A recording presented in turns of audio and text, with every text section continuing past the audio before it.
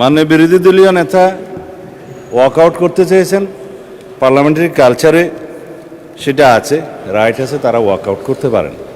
কিন্তু যে কথাগুলো রেকর্ডেড হয়ে গেল তার বিপরীতে আমাদের বক্তব্যটা 1-2 মিনিট রেকর্ডে থাকা ভালো।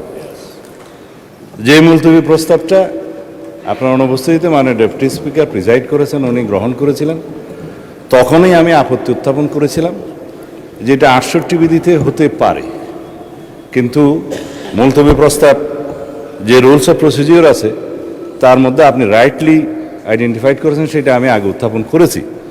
যে বিষয়টি আইন প্রণয়নের মাধ্যমে নিষ্পত্তি হতে পারে সেরকম কোনো বিষয় মুলতবি প্রস্তাবে আলোচনা করার বিধান নাই।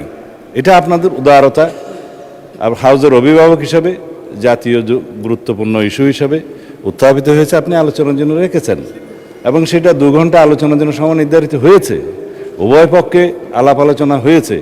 কিন্তু এটা যেহেতু বিধি বহির্ভূত এবং আলাপ আলোচনা হয়ে যাওয়ার পরে পার্লামেন্টের প্র্যাকটিস হচ্ছে ইট ইজ টকড আউট, আলোচিত হয়েছে, সুতরাং আলোচনার পরে নিষ্পত্তি কী হবে সেজন্য ভোটাভুটি দেওয়ার কোনো বিধান নাই।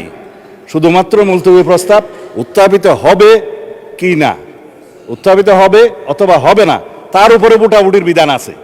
কিন্তু আপনি যদি তখন ভোটাভুটি বিধান দিতেন তাহলে পরে এই আলোচনার প্রস্তাব উত্থাপিতই হতো না।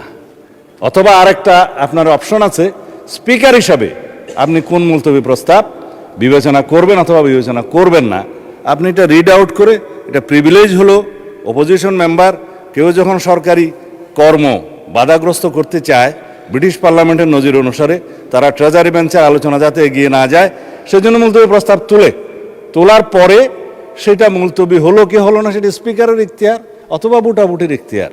তখন মুলতবি প্রস্তাবটা আলোচনা না হলেও প্রিভিলেজটা হলো যে তাদের উত্থাপিত বিষয়টা আপনাকে পড়তে হয়, সেইটাই।